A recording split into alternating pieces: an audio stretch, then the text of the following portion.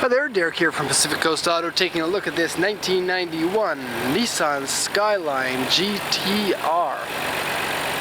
This one is in very, very nice condition, which is good because we got it for a good price buying this one ahead of time before it's legal to be imported.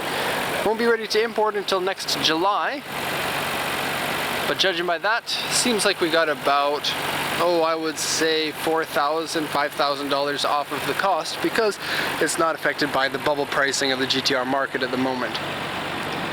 So overall, I would rate this a 9 out of 10 in terms of Skylines. The car is nearly 25 years old now, and so a 9 out of 10 is a very nice score indeed. This one's got 101,431 kilometers on it, and very impressed with the condition of this car. So let's take an up-close look at it.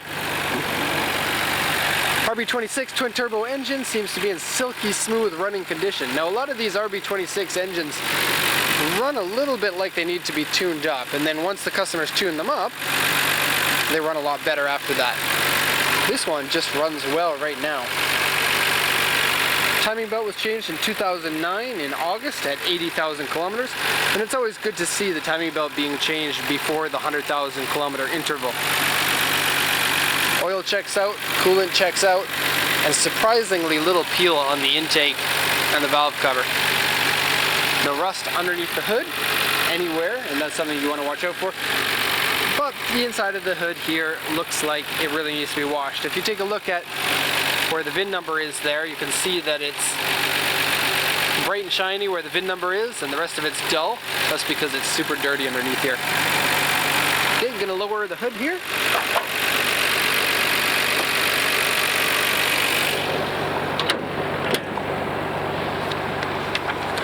And we'll take a look at the auction sheet for this one. Okay, so this car is still registered until this year here in Japan. Just maybe put that one into there. Okay, this is a 1991 Skyline GTR, July. This is a grade 4B, so a very high mark for the Skyline. 101,433 kilometers, original silver, and this is a one-owner car. This is the first time that the car has been at auction. Original 16-inch wheels, HKS exhaust, toll collection box, electric folding mirrors, and the mirrors do work. The car has complete history sheets, inspection sheets from 1991 until 2005, and so that's every 2 years it's been inspected and has constantly been driving during that time, and extra sheets from 2000 of maintenance or repairs or things from 1992, 1993, 1994, 1995, 1999, 2003, and 2006.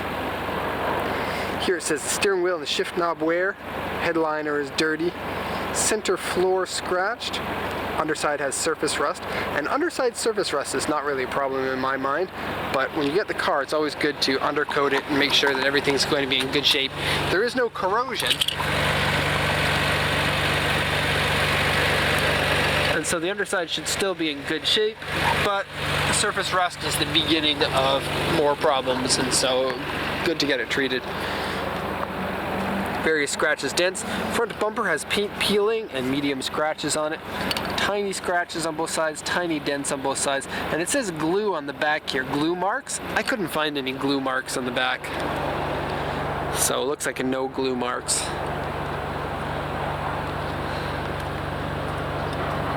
So stock suspension, stock rear wing. Very, very nice condition paint. HKS exhaust. It's nice and loud sounding. And I actually haven't heard it from outside the car. I did rev up the engine during the interior check video. We'll rev it up again in just a sec here. Okay, so let's take a look at the body. And almost perfect condition. I'll point out the only dent on the body after I show you the front bumper's paint peeling. You can kind of see it here, but I'm going to show you up close in just a sec.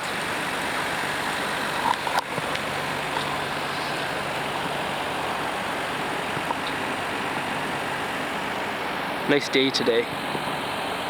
And that's kind of an interesting Skyline I'm going to check next. But quite a bit different from this one. This one is your Skyline that you want to own, and that one is the Skyline that you want to go racing in, which is not always the same thing. Okay, so the car rolled over some tar, and it's got tar onto the car on this side and in various few places. I recommend that you take that to a specialist so that he can take the tar off without damaging the paint.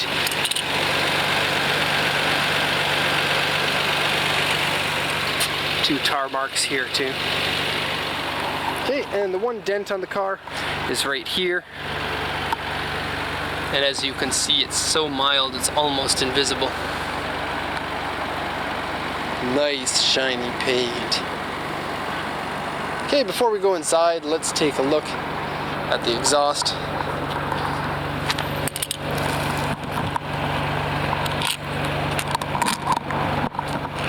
I don't know how I should set this up. Maybe that's good.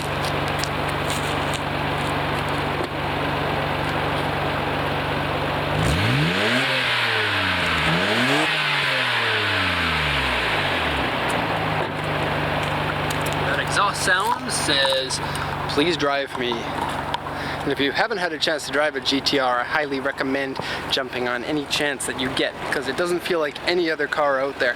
It's very unique. Steering in particular is a very special feeling, and the car feels very solid while driving it. Okay, let's take a look at the peeling paint on the front bumper.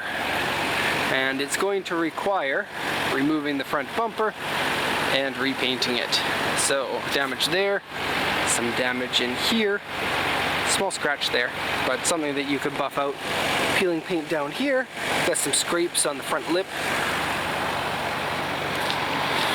Peeling paint here with a couple of flex cracks in it.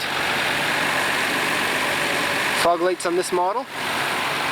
And your standard GTR hood, which is different from the GTST. And actually these corner lights are different from the GTST as well, because they're a little bit wider to accommodate the front fenders, which are wider. So a little bit of trivia there for you.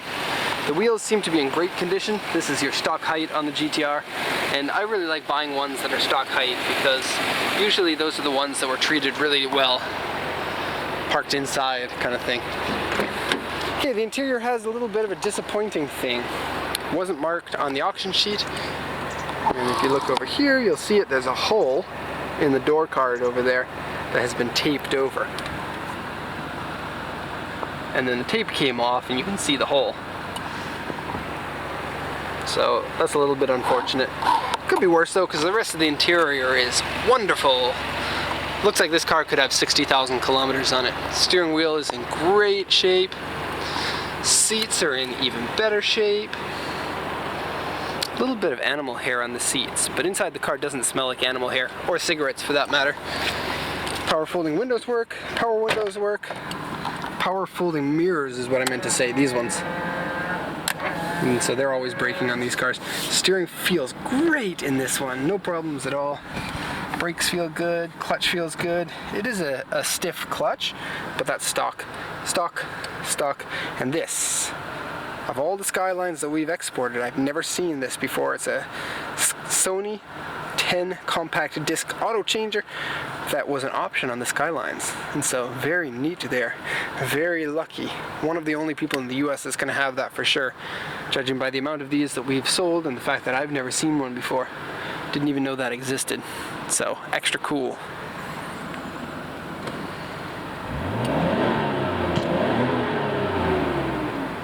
Happy engine. They said the headliner's dirty in the auction sheet. Doesn't look like it to me. Back seats are good, and all the fabric is nice and soft. It doesn't feel like it's worn out. Dashboard, no bubbles whatsoever in either of the common bubble zones. Excuse me. And AC is super cold and super nice.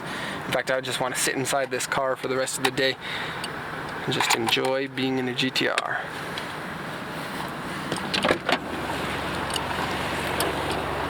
Alright, so that's Skyline GTR R32, silver car. I'm really glad that we got a good condition car here, considering we're going to be waiting 8 months or so before this one can be sent to the USA. So hope you enjoyed the video. Thanks a lot for watching, and have a nice day.